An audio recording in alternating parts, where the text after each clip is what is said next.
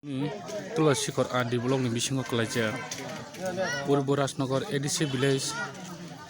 दिनाकपुरा school नि नखलाव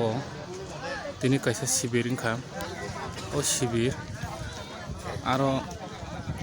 लुकुरक जब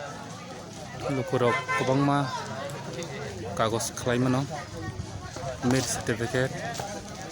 एबा लेबार card एबा एसटी पेटिशन आबहावायाव गोबां मा खायमोनो अजा लुकुरकनि सेब साब मानफगरि रिखा दिनै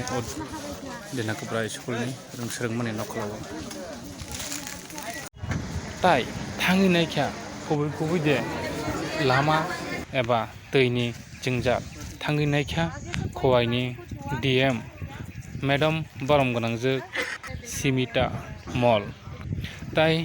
लामा गरै दै गरै आबुनि जोंजालावनो थाङि नाय टंखा